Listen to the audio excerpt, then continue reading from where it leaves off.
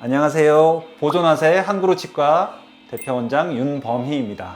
오늘의 이야기할 주제는 치근단 절제술이라는 술식에 대해서입니다.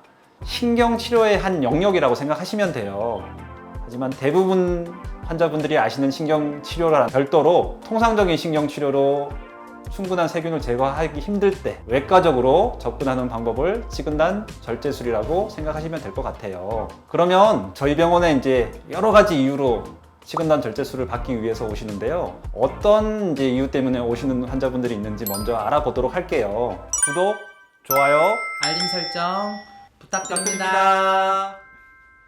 처음으로 보여드리는 케이스는요, 엑스레이 상에 보시는 것처럼 주변 치아랑 다르게 치아 내부에 검은색으로 보이는 치수가 전혀 보이지 않고 있어요. 이 환자분께서는 타 병원에서 신경치료를 진행하고 있었지만 신경관이 석회화돼서 전혀 볼 수 없다, 현미경 있는 병원으로 한번 가보세요 라는 권유를 받고 저희 병원을 찾아서 오신 분이세요. 치근단 절제술을 하기 전후 사진을 보시면 작은 어금니지만 신경관이 두 개가 있는 것처럼 보이고 신경관 두 개 사이가 치근단 절제술 이후에 붙어있는 엑스레이상 소견을 볼 수 있으실 거예요.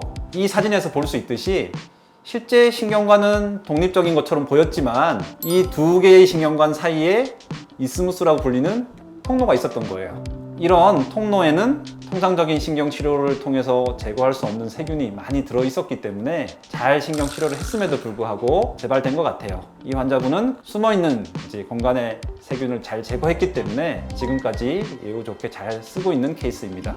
다음 엑스레이 상에 보이는 케이스는요, 두 번에 걸쳐서 신경치료를 예쁘게 정말 잘 하신 것 같아요. 그런데 뿌리끝 옆쪽을 보시면 주신경관 옆에 뭔가 하얀색 삐져나온 듯한 느낌이 드시는 부위가 있으실 거예요. 붉은 부신경관이 있어서 엑스레이 상에 조금 더 희미하게 하얗게 보이는 부분이 있는 케이스고, 그 부위 때문에 신경치료를 잘 했음에도 불구하고 증상이 지속되었던 것 같습니다. 이 환자분도 치근단 절제술을 통해서 문제가 되는 부신경관을 충분히 제거하고 그 주변에 세균이 있을 공간을 충분히 삭제하고 밀봉하였기 때문에 좋은 경과를 보여주고 있는 케이스입니다. 치근단 절제술을 해야 되는 케이스 중에서 재신경 치료를 하고 싶지만 할 수가 없는 케이스가 있어요. 대표적인 그런 경우가 이전 치료 과정에서 치아 내부에 포스트라고 불리는 굵은 기둥을 넣은 경우예요. 치아 상부에 원래 내 치아가 많이 부족했을 때 보철물의 유지력을 확보하기 위해서 어쩔 수 없이 치아 내부에 쇠기둥을 넣고 그 위에 보철물을 붙인 케이스예요. 보철물이 아무리 깨끗하지만 치아 뿌리 끝에 염증이 생겼기 때문에 재신경 치료를 하려면 보철물도 제거를 하고 포스트라 불리는 쇠기둥도 제거를 해야지 통상적인 재신경 치료를 할 수 있어요. 이 포스트를 제거하는 과정에서 오히려 치아는 더 손상을 입게 되고 발치로 가는 경우가 굉장히 많은 게 사실입니다. 그래서 포스트를 제거하지 않기 위해서 바로 치근단 절제술을 통해서 뿌리 끝의 염증을 잘 제거한 케이스입니다. 치근단 절제술을 한다고 해서 100% 성공하는 건 아니에요. 어떨 때 치근단 절제술을 했지만 실패할 수 있는지에 대해서 한번 알아보도록 할게요. 구독, 좋아요, 알림 설정.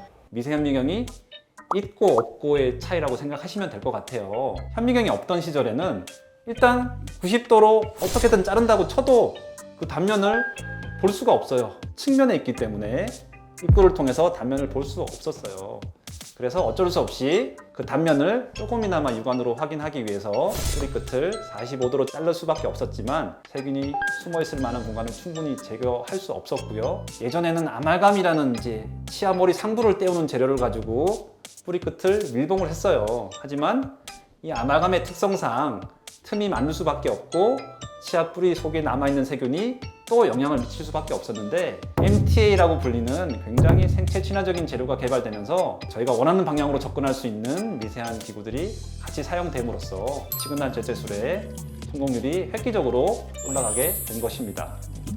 보통의 치주염이 없는 건강한 분들은 뿌리 끝을 일부를 잘라낸다고 해서 치아 저장력에 문제가 일으킬 정도의 단면적이 없어지는 건 아니기 때문에 그 정도의 양을 잘린다고 해서 치아 수명이 짧아지는 것은 아니라고 생각하시면 될 것 같아요. 그러면 여기서 도대체 뿌리를 얼만큼 잘라내는 거예요? 라고 환자분들이 궁금해 하실 것 같아요. 근데 세균이 숨어있을 공간이 어느 부위에 제일 많냐고 하면 뿌리에 끝쪽으로 갈수록 그런 공간들이 많이 있어요. 뿌리 끝 일부에는 굉장히 얼기설기 복잡한 구조를 가지고 있어요.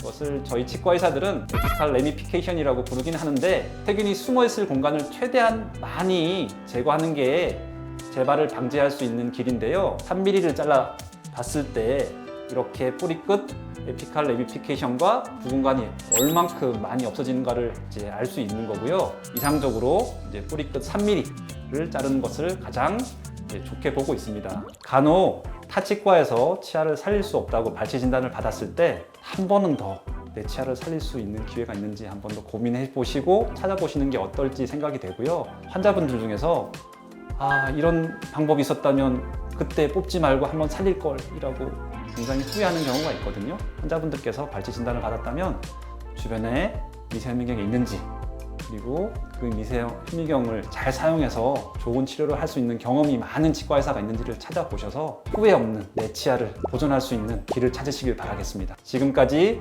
보존하세 한그루치과 대표원장 윤범희였습니다. 감사합니다.